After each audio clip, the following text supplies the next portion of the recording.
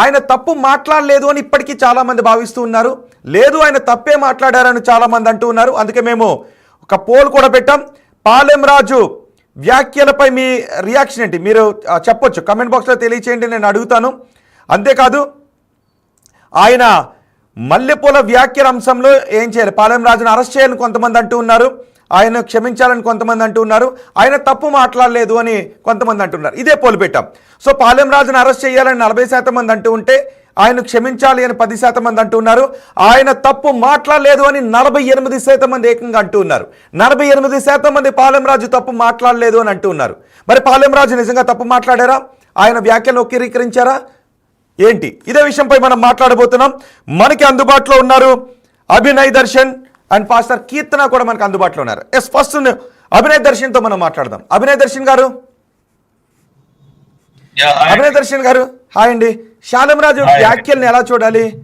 ఆయన తప్పు మాట్లాడారని కొంతమంది అంటున్నారు, మహిళలను అవమానించారని మరికొంతమంది అంటున్నారు, ఆయన అరెస్ట్ చేయాలని కొంతమంది అంటూ ఉంటే, లేదు ఆయన మాటలను వక్రీకరించారని మరికొంతమంది అంటూ ఉన్నారు. పాలెం రాజు మాటల్లో మీకేం అర్థమవుతోంది? పాలెం రాజు గారు మాట్లాడిన మాటల్లో ఎక్కడా కూడా తప్పు లేదండి. 0.1% కూడా ఆయన మాటల్లో తప్పు పట్టడానికి లేదు. ఎందుకంటే మొదటిగా నేను ఒక విషయం చెప్తాను. ఆయన మాట్లాడింది బహిరంగ వేదిక మీద కాదు, ఆయన మాట్లాడింది రోడ్డు మీద కాదు, ఆయన మాట్లాడింది జనములో కాదు, ఆయన మాట్లాడింది ఆయన సంఘములో, ఇండోర్ లో, ఆయన చర్చిలో, ఆయన సంఘ సభ్యుల మధ్యలో స్త్రీలని ఉద్దేశించి స్త్రీలని బలపరచటానికి, ఎంకరేజ్ చేయటానికి ఆయన మాట్లాడారు. ఇందులో తప్పు లేదు. క్రైస్తవుల సంఘాల్లో మాట్లాడుకున్న విషయాలు మిగిలిన బయట వాళ్ళకి, అన్య ప్రజలకి అనవసరం అన్నది నా యొక్క ఉద్దేశం. రెండవది ఏంటంటే, పాలెం రాజు గారు చెప్పినటువంటి మాట, ఆయన వ్యాఖ్యానించినటువంటి ఆ సంగతులన్నీ కూడా ఒక ఉదాహరణ చెప్పారు. ఆయన మాట్లాడినట్టు చెప్పలేదు.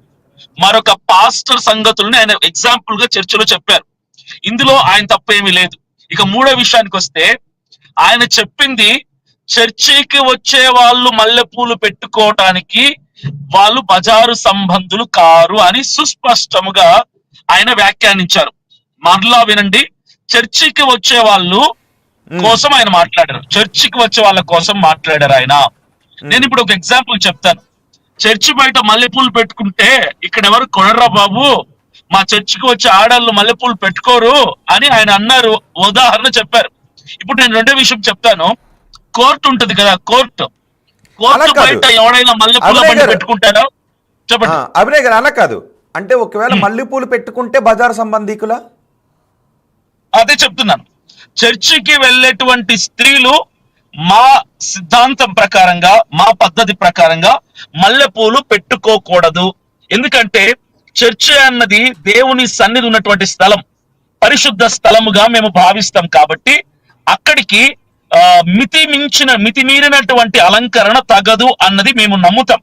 కాబట్టి మల్లెపూలు మితిమీరినటువంటి అలంకరణగా మేము భావిస్తాం. కాబట్టి మల్లెపూలు పెట్టుకొని చర్చికి రాకూడదు అన్నటువంటి మా యొక్క భావన. అంటే దాన్ని అభినయ్ గారు ఇక్కడ ఇంకొకటి కూడా వినిపిస్తుంది. దాన్ని ఇలా కూడా చెప్పచ్చు, మల్లెపూలు పెట్టుకోవడం మన సంప్రదాయం కాదు, కాబట్టి మన సంప్రదాయాన్ని ఫాలో అయ్యే వాళ్ళు మల్లెపూలు పెట్టుకోకండి. కాబట్టి ఇక్కడ మన సంప్రదాయాన్ని ఫాలో అయ్యే వాళ్ళు మల్లెపూలు పెట్టుకోరని చెప్పడం ఒకటి. బజారు సంబంధికులు చిల్లర తిరుగులు తిరిగే వాళ్ళు కాదు అని చెప్పడం ద్వారా అది ఏ మహిళైనా, పువ్వుల్ని ఇష్టపడిన మహిళలు ఉండరు కాబట్టి ఇక్కడ అందుకే మహిళలు అందరూ వ్యతిరేకిస్తున్నారు. సో అలా చెప్పడం వేరు, ఇలా చెప్పడం వేరు. ఇది మన సంప్రదాయం కాదు కాబట్టి పువ్వులు పెట్టుకోకండి దేవుని ముందుకు వచ్చినప్పుడు అని చెప్పడం వేరు. దాన్ని మల్లెపూలు పెట్టుకునేవారు బజారు సంబంధికులు అని చెప్పడం వేరు అని అంటూ ఉన్నారు. ఈ వ్యాఖ్యలు ఆయన చేసింది, నేను అంటుంది రోడ్డు మీద కాదు కదా, ఆయన సంఘంలో ఆయన చేసుకున్నారు. ఆయన చర్చ్ విశ్వాసులతో ఆయన చెప్పిన దాన్ని పట్టుకొని ఈ రోజు చేస్తారన్నింటినీ కూడా. కానీ ఆయన చెప్పారు ఆయన. ఇక్కడ ఒక మాట అంటే ఎక్కడ చెప్పారు అనేది, ఒకవేళ అది బయటకు రానంతసేపు ఎక్కడైనా చెప్పుకుని ఉండొచ్చు, కానీ ఎక్కడ చెప్పారు అన్న దానికంటే ఏం చెప్పారు అన్న దాని గురించే చర్చ జరుగుతుంది. ఎక్కడ చెప్పారని వదిలేద్దాం. సో ఏం చెప్పారు అన్నది తీసుకుంటే ఆ చెప్పింది తప్ప ఖండించాల్సిందా కాదా?